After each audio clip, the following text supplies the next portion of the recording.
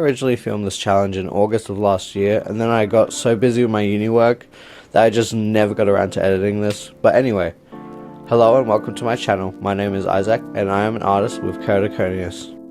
Keratoconus is a progressive eye disease in which the cornea of the eye thins and bulges over time, reshaping the cornea into a cone-like shape which can affect light refractions, shadowing, and it's a fairly common and manageable disease when caught early. But I went through the trouble of being misdiagnosed and suffered from a corneal hydrop at the age of 16.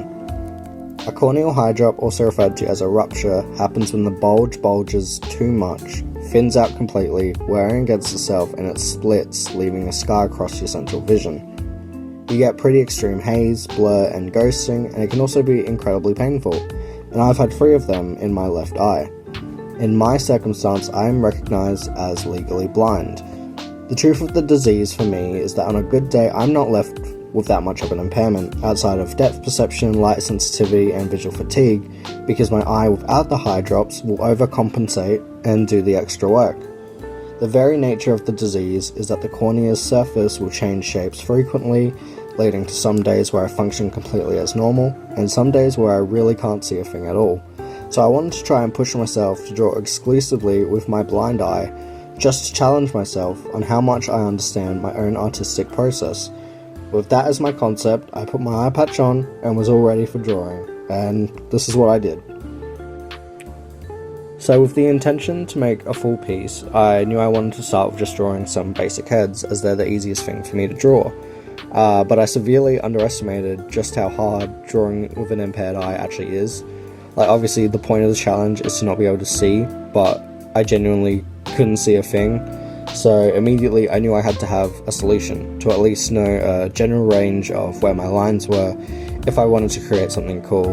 And since I'm visually impaired, I've had some tests done before on what color contrasts work best for my vision. When I'm reading, we found that a black background with yellow text is my best option, so I applied that logic to my sketching, and as you can see, it just worked. Like, obviously I also changed to a hard brush, but now I could actually get the general range of line placement that was really hard for me to comprehend prior.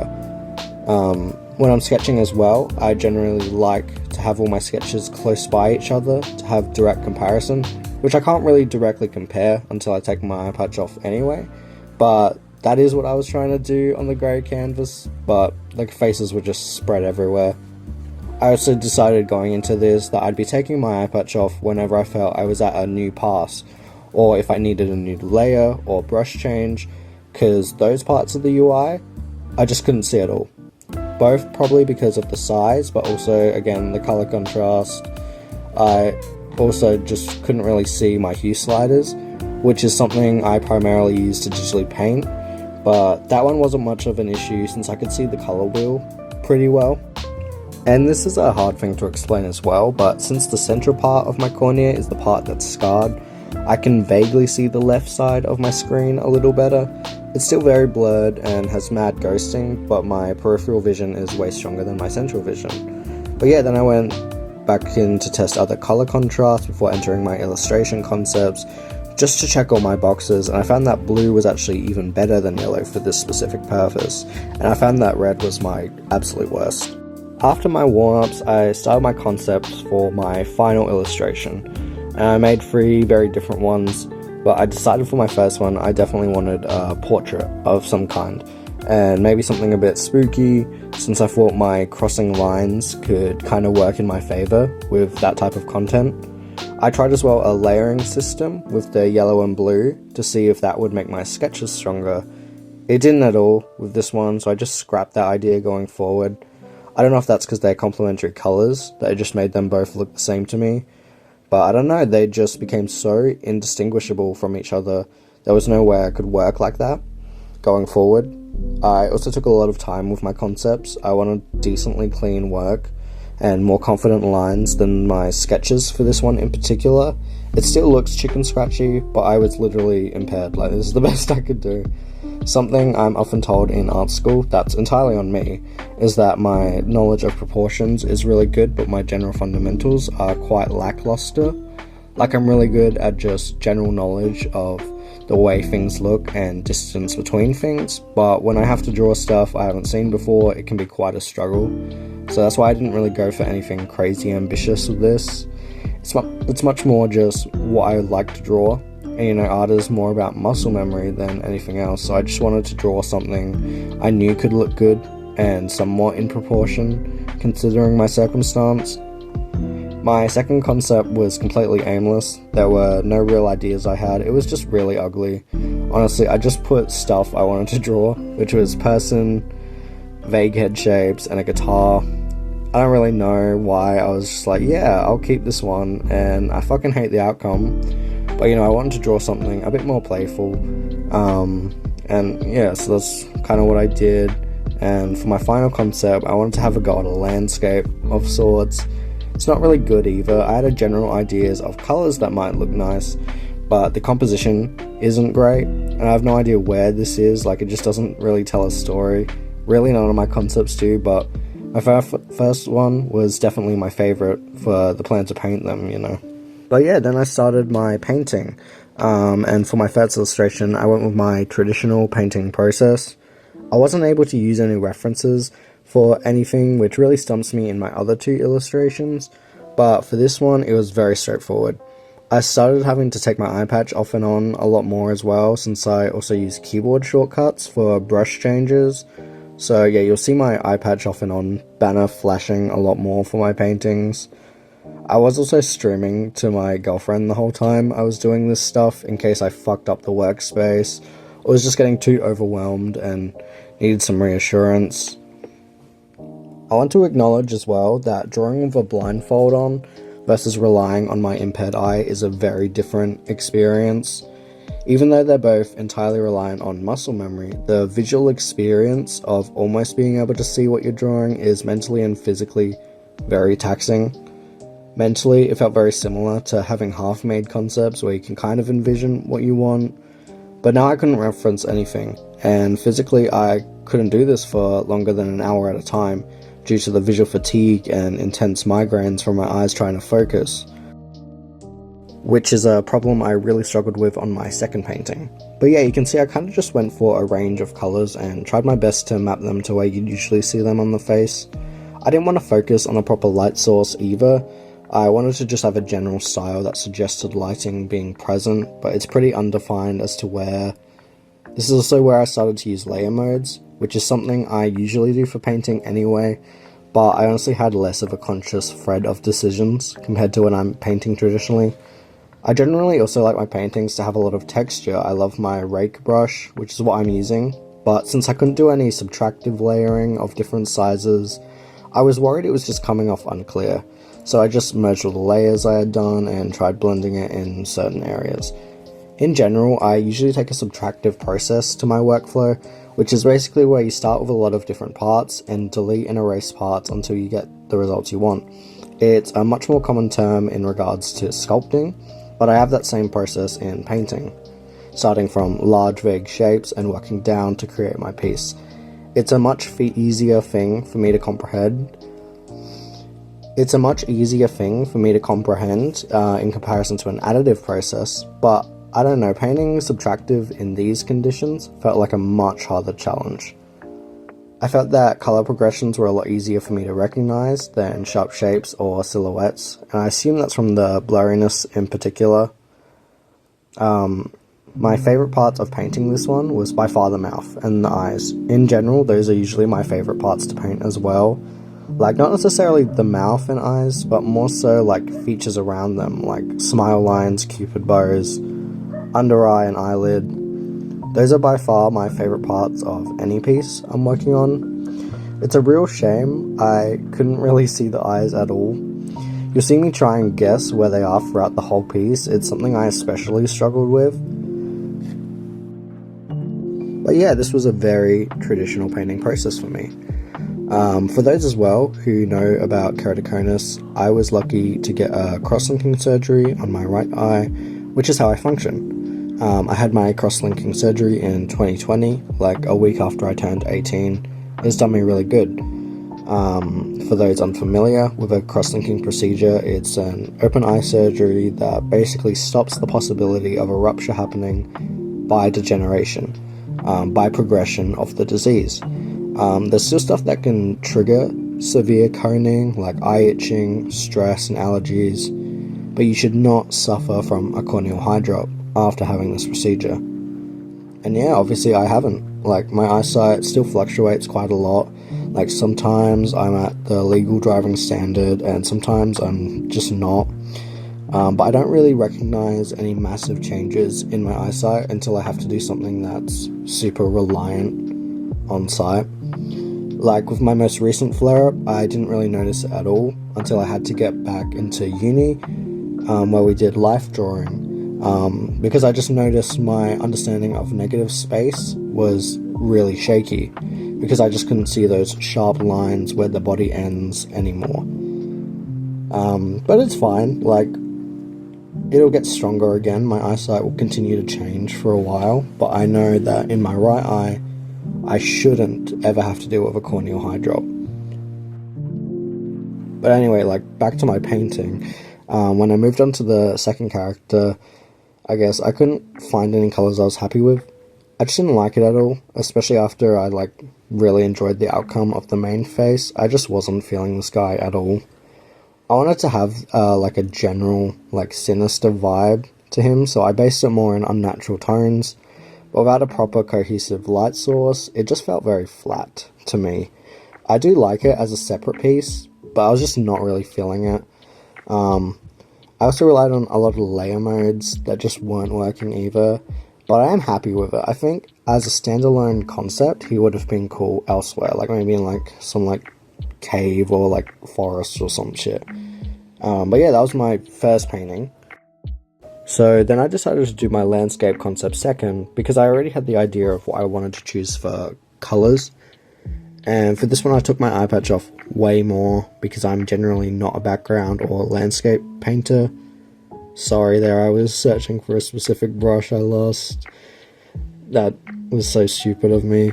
But yeah, anyway, for every 100 character drawings I probably do like half a background, and their only purpose is to make my character drawings better. But this is something I want to work on more, and you know, it's just something I wanted to do for this specific like challenge. This one was also a lot harder for me for some reason, like specifically for finding colors on the color wheel. I was just aimlessly guessing a majority of the time and having to repick, undo, repick like so often. It was quite a hassle. And I think that's partly because even though this doesn't really have a defined light source either, there's a lot more rules with painting in landscapes that I just don't know that well. When I draw landscapes normally as well, I like to have a variety of brushes and textures with a lot of layering and intentional placement, but this was genuinely too hard to implement. I'd have to be taking my eye patch off every couple of seconds to match the way I do it normally, so I was straight out of the gate not happy with this one. I also didn't really define what this shed house thing was, which was really frustrating once I finally got to painting it. I settled later on a bus stop, and the like indent in the grass was going to be tire tracks, but the scale of things was strange. I also usually like to make structures like that in 3D first. It's just something I like to do since I don't have to worry about perspective as much, which is a skill I started in high school. And in general, I like doing that sort of stuff as well. Like, I am definitely a 2D artist, but I've been trained as a mixed 2D, 3D student, so I like to transfer my skills in between. So yeah, maybe if I do this again, I might try doing some 3D sculpting with my blind eye in ZBrush or something. That could be cool. I don't know, I really like these boulders. Like, genuinely, this is my favourite part of the whole piece, and because I do decide to collage them all in the end, you won't actually see them, which is a shame, but you know, here's the proof that I drew them, and they're like kind of nice to look at. You can see me really floundering around the color wheel. Again, I have no idea why specifically it was just way harder this time. It might be because I'm just using so many different colors for distinctive sections. But I was also just struggling so much more with seeing the drawing from a distance, which is why I zoom in a bit closer most of the time for this one. I was also like physically zoomed in. Like I was basically face touching tablet to have a better idea as to what I was looking at and where I was drawing, which became very troubling in this one because I literally just had to stop this piece because I got an awful migraine for the last 30 minutes of it, and the migraine lasted for like 2 days afterwards. It was so fucking painful, and it made me really speedrun my last painting because I just didn't want to risk that happening again.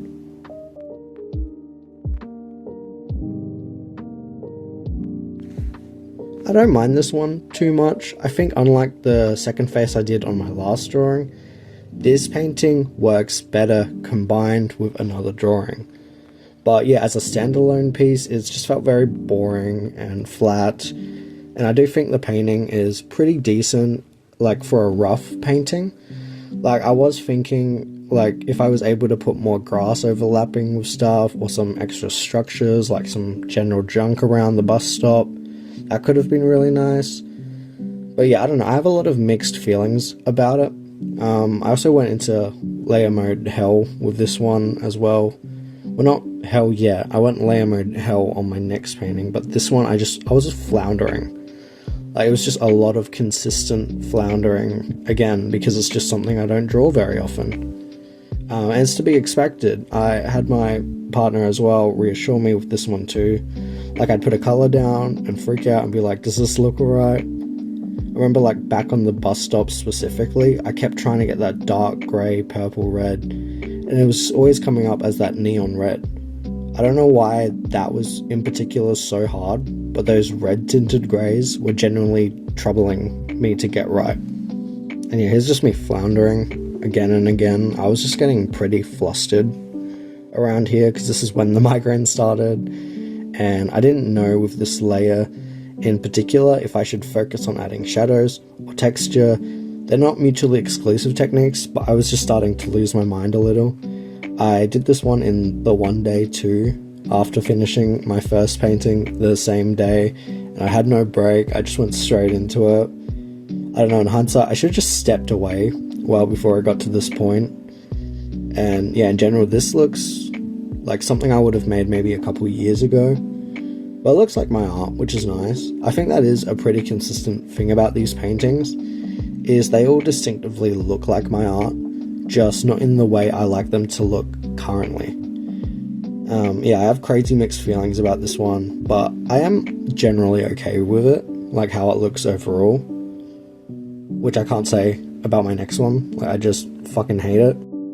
Yeah, I hate this one. I really hate this one. I came into it knowing, like, post-migraine, that I can't take too long on it at this point, and I was 100% on board to just merge all the paintings into one final illustration. So I was just like, well, as long as some bits look nice, who really cares? And yeah, since this was also my Vegas concept, I thought, hey, I'd try blending several different brushes and shading techniques, but it just looks so ugly so early that I felt really discouraged by it. I know with painting, you kind of have to go through an ugly period before it gets better. I just couldn't see any future product with it that looked nice. If I were to redo it, I would totally just not do a textured brush. I think if this one was done with a hard brush and was just cel-shaded, it would have looked really cool. But I intended it to be a painting, so I just wanted to live with it. And it just like sucked. Like, I think as well, this is the one I spent the least amount of time on. Because I was just like, I need to make sure I don't get a fucking migraine again. So let's just do what I can really quickly. But it just meant that I had like no real intention of artistic purpose besides from just finishing it. And yeah, I just had this constant battle throughout the whole thing as well, with just like what type of style I wanted for it. And since I couldn't find any reference for anything, and I didn't do any drawing in between these, there was this lingering feeling of painting is unnatural to me. It's a strange feeling. I don't get that feeling often, but it's a very real and hard feeling to overcome, and there's something during the ugly phase of drawing that kind of evokes that response, because you have to deal with it while it looks bad. But I do know this drawing has the capability to be cool and there's parts that I do like. It's just the way I did it was just weak for me. I am happy with the outcome of the face. There's lots of floundering here and there, but I think the face is the strongest part of the illustration. I do think there are some parts of the drawing that are fun, like the hair and the shading. They really pulled it together to be a bit more of a memorable image, but this just isn't how I normally paint. It just didn't look right to me. I swear I am actually in layer mode, hell. I don't know why, but I just completely forgot what layers do, like for the rest of this drawing. This is also the only piece, I think, that I did a value test. And I think, again, it's just because I was in the weeds. This drawing is kind of interesting because I didn't have any new visual battles or standouts for, like, struggles visually with this drawing. It's a relatively simple piece, and maybe I was just so distracted by my struggle actually designing here that it just didn't feel visually demanding for me. But I don't know, I didn't get a migraine again, which is good, and I didn't have to deal with visual fatigue, which I didn't mention, but I did deal with a lot of that in my landscape painting specifically. I feel like there must be a color palette reason as well, but I'm not totally sure why I just didn't struggle visually with this. Yeah, then I added these fish, which really pulled it together for some reason, just for contrast. They have no shading or anything. I just like fish. I love fish. And then, yeah, just more layer hell. I generally just struggle for the rest of this drawing with choosing layer modes and doing basic color correction in that method. When I do color correction normally, I'll go through tone curves or gradient maps, but I felt that would have actually been cheating in this prompt I've set for myself, unless I was eye patched up while doing it, and that just felt silly. I wanted to avoid general editing as much as possible.